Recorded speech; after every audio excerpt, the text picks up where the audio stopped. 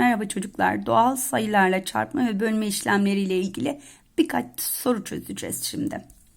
Birinci sorumuzda 2000 çarpı 100 işleminin sonucu kaç basamaklıdır diye sormuş bize. Sonunda bol sıfır bulunan sayılarla işlem yaparken gerçekten işimiz kolay. O sıfırlara hiç dokunmuyoruz çocuklar. Şu şekilde ayırın onları. 2 çarpı 1 nedir? 2. 2'yi yazıyorum. Kaç tane sıfır var toplamda? 3 burada, 2 burada. Yani 5 tane de sıfırım var. 5 sıfır, sayının sonunda 5 tane sıfır var. Ama sayımızın kendisi kaç basamaklı? 6 basamaklı.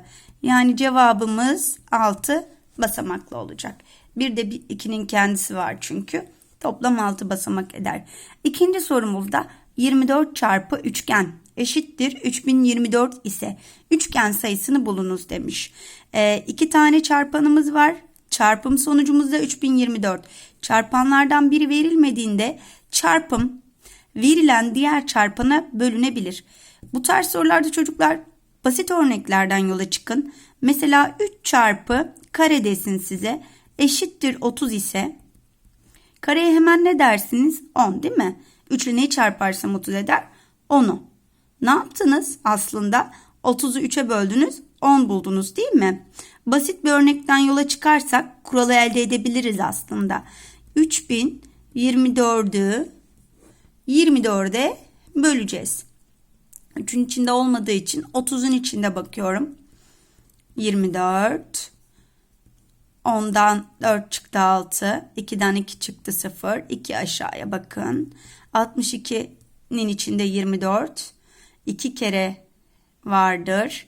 2 kere 4 8. 2 kere 2 4. 12'den 8 çıktı. 2'den çıkmaz çünkü.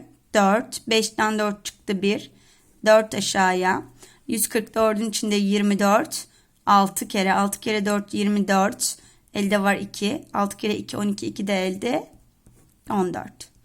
Yani cevabımız 126'ymış çocuklar. Devam ediyoruz. 373.737 bölü 37 işleminin sonucu kaçtır? Şuradaki sıfırlar kafanızı karıştırmasın. Diğer soruya ait. Hemen yazıyorum klasik bölme işlemimizi. Böyle sorularda bunu görmeniz lazım bu şekilde çünkü çocuklar. 3'ün içinde yoktur. 37'nin içinde 37 bir kere vardır. 1 kere 37 37. 3 yukarıdan aşağıya. Yukarıdan aşağıya herhangi bir sayı indirdiğinizde ve içinde 37 aradığımız için olmadığından çocuklar 3'ün içinde 37 yoktur. O yüzden buraya 1 0. Şimdi tekrar 7'yi indirebilirim. 37'nin içinde 37 bir kere vardır. 1 kere 37 37. 3 aşağıya. 3'ün içinde 37 var mıdır? Hayır. O zaman 0. 7 aşağıya. 37'nin içinde 37 bir kere vardır. Yani sonucumuz 10.101. 5 basamaklı bir sayıdır. Aradaki sıfırları unutmuyoruz çocuklar. Evet, gelelim son sorumuza. A bölü B bölümümüz 13, kalanımız da 8'miş. Yandaki bölme işleminde A sayısının en küçük değeri kaçtır?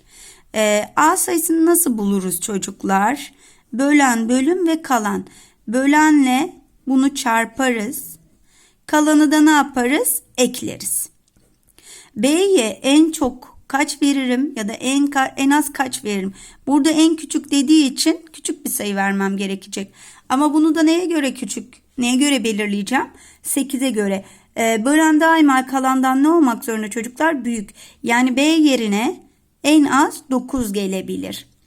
9 ile 13'ü çarpıyorum o halde. 9 kere 3 27. Elde var 2. 9 kere 1 9. 2 de elde 11. 8'de kalanımız vardı. 117 ile de 8'i topluyorum. Ne yapar çocuklar? 125 eder.